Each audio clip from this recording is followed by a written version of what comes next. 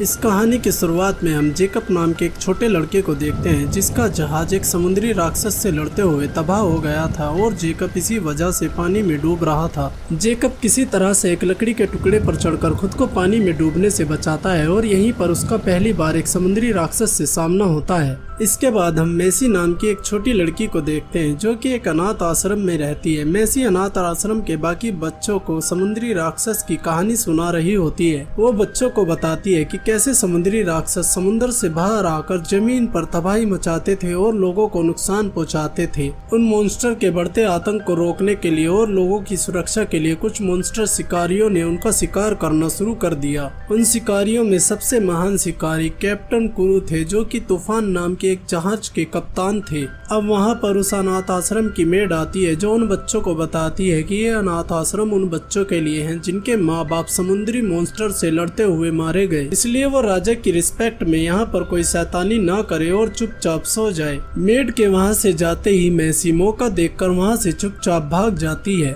अब हम कैप्टन कुरु और जेकब को देखते हैं जो कि सभी मॉन्स्टर की क्वीन रेड ब्लस्टर का शिकार करने जा रहे थे। कैप्टन कुरु जेकब को बताते हैं कि वो रेड ब्लस्टर का पीछा पिछले 30 सालों से कर रहे हैं क्योंकि रेड ब्लस्टर कभी भी एक जगह पर नहीं रुकती। वो कहते हैं कि 30 साल पहले उन्होंने रेड ब्लस्टर से लड़ते हुए अपनी एक आंख को गवा दिया था, इसीलिए वो उससे अपना बदला लेना चाहते हैं। कैप्टन कुरु को समुद्र में रेड ब्लस्टर दिखाई दे जाती है, इसलिए वो अपने सभी साथियों से सतर्क होने के लिए कहते हैं। लेकिन अब जेकब देखता है कि उनसे कुछ दूरी पर कुछ समुद्री शिकारियों पर एक समुद्री मॉन्स्टर ने हमला कर दिया है और वो उन लोगों को बुरी तरह से मार रहा है। ये देखकर जेकब कैप्टन कुरु से उन शिकारियों की मदद करने के लिए कहता है क्योंकि शिकारियों के कानून के तहत अगर कोई शिकारी मुसीबत में हो तो दूसरे शिकारी को उसकी मदद करनी चाहिए। जेकब की बात मानते हुए कैप्टन कुरु अपने शिप को उन शिकारियों की तरफ मोड़ लेते हैं और वहां जाकर वो सभी मिलकर उस मॉन्स्टर से लड़ने लगते हैं और काफी देर उससे फाइट करने के बाद आखिरकार कैप्टन कुरु उस मॉन्स्टर को मार देते हैं। कैप्टन उस मॉन्स्टर के सींग को काटकर अपने साथ अपने राज्य ले जाते हैं ताकि उनके राज्य के राजा रानी उस सींग को देखकर उन्हें इनाम दे। तूफान जहाज जैसे ही अपने राज्य पहुंचता है तो राज्य के लोग शिकारियों को देखकर काफी खुश हो जाते हैं, लेकिन तभी एक शिकारी कहता है कि हम यहाँ पर कुछ ही समय के लिए आए हैं, जैसे ही हमारी जहाज की मरम्मत हो जाएगी हम तुरंत वापस लौट जाएंगे रेड ब्लस्टर का शिकार करने के लिए। शिकारियों के वापस लौटने की खुशी में सभी लोग जश्न मनाते हैं और वहीं पर मेसी भी आ जाती है जो जेकब को बताती है कि वो भी शिकारियों की ही लड़की है। मेरे माँ बाप एक मॉन्स्टर से लड़ते हुए लड़ाई में मारे गए थे और मैं भी तुम्हारी तरह एक हंटर बनना चाहती हूँ, इसीलिए तुम मुझे अपने साथ अपने जहाज पर ले जाओ। लेकिन जेकब उसे ले जाने से मना कर देता है क्योंकि मेसी अभी एक छोटी बच्ची है। इस पर मेसी कहती है कि आप भी एक समय छोटे बच्चे थे जब आपको कैप्टन कुरु ने समुद्र में डूबने से बचाया था और बचाने के बाद अपनी टीम में शामिल कर लिया था, लेकिन फिर भी जेकब उसे ले जाने के लिए मना करता है और मेसी को उसके अनाथ आश्रम वापस भेज देता है। अब कैप्टन कुरु और जेकब मॉन्स्टर के सिंह के साथ राजा रानी से इनाम लेने जाते हैं, जहाँ पर राजा रानी कहते हैं कि तुम रेड ब्लस्टर को मारने में नाकाम रहे हो, इसलिए हमने एक शाही जहाज बनवाया है जिसकी मदद से हमारे सिपाही रेड ब्लस्टर को मार देंगे, इसलिए अब उन्हें शिकारियों की कोई जरूरत नहीं है और आज से ही वो शिकारियों पर होने वाले खर्चों को भी बंद कर रहे हैं। इस पर जेकब राजा रानी से एक डील करता है और कहता है कि आप हमें एक मौका दीजिए, अगर हम रेड ब्लस्टर को मारने में कामयाब रहे तो आप शिकारियों पर से सारी पाबंदियां हटा देंगे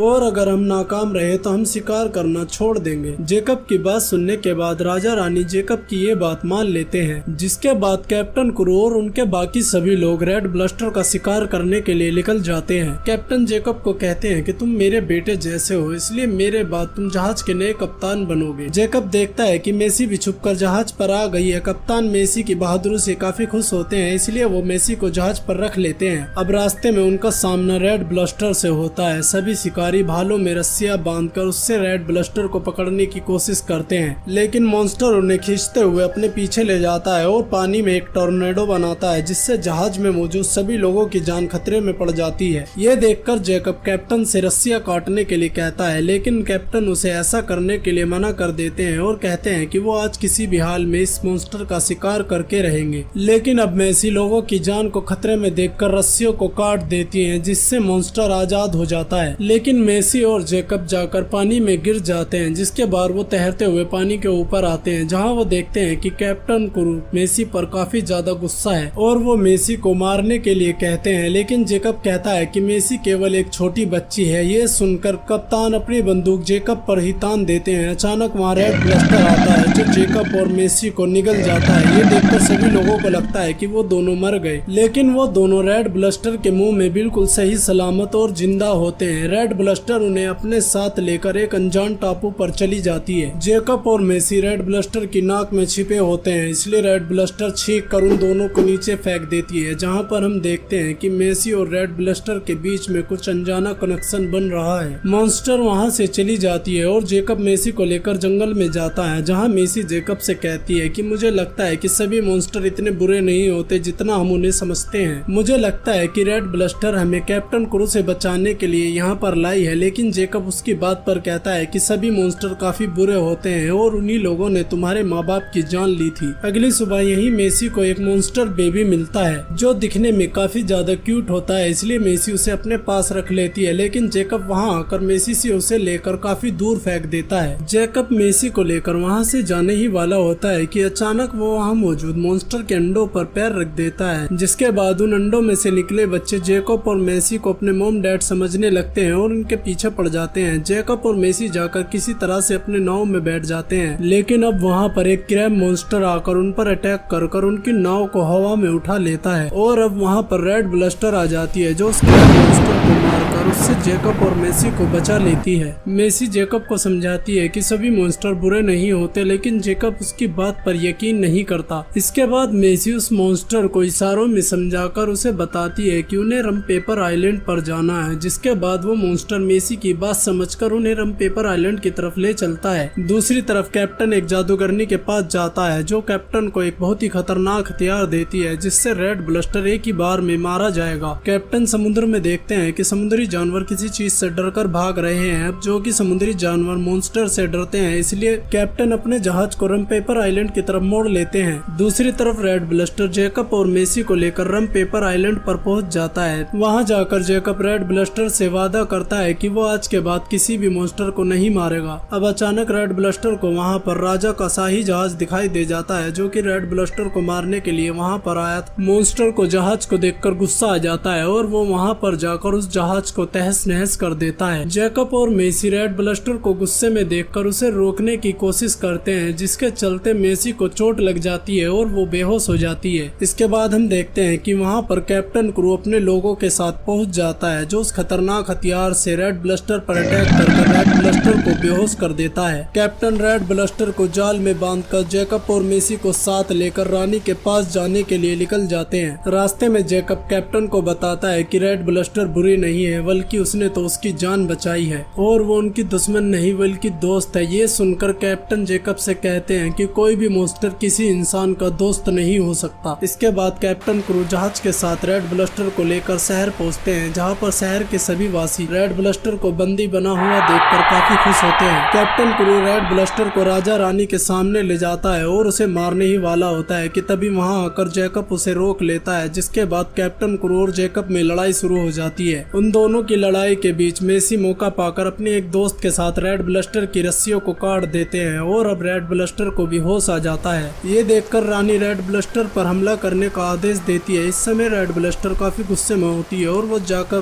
कैप्टन क्रू को मारने ही वाली होती है कि तभी उसके सामने वहाँ मेसी आ जाती है। मेसी सभी शहर वासियों को बताती है कि कभी भी किसी मॉन्स्टर ने इंसानों पर हमला नहीं किया था, बल्कि राजा रानी ने लोगों को मॉन्स्टर के खिलाफ भड़काया, जिसके बाद लोगों ने मॉन्स्टर को ढूंढ कर मारना शुरू कर दिया, जिसकी वजह से ये मॉन्स्टर इंसानों से डरने लगे और अपनी बच्चाओं में इंसानों पर हमला करने लगे। अब ये सच्चाई पता चलने के बाद सभी लोग राजा रानी पर काफी गुस्सा होते हैं और वो लोग डिसाइड करते हैं कि आज के बाद मॉन्स्टर और इंसान मिलजुल कर रहेंगे। कैप्टन क्रू के सामने जब ये सच्चाई आती है तो वो भी मॉन्स्टर का शिकार न करने का डिसाइड करते हैं। इसके बाद इंसान और मॉन्स्टर मिलजुल कर प्यार से रहने लगते हैं। हम देखते हैं जेकब और मेसी और उसका पेट अब एक परिवार की तरह रहने लगे हैं और इसी के साथ ये कहानी यहीं पर एंड होती है। तो दोस्तों, अगर वीडियो अच्छी लगी हो तो वीडियो को लाइक और ऐसी ही वीडियोस देखने के लिए चैनल को सब्सक्राइब जरूर से कर देना।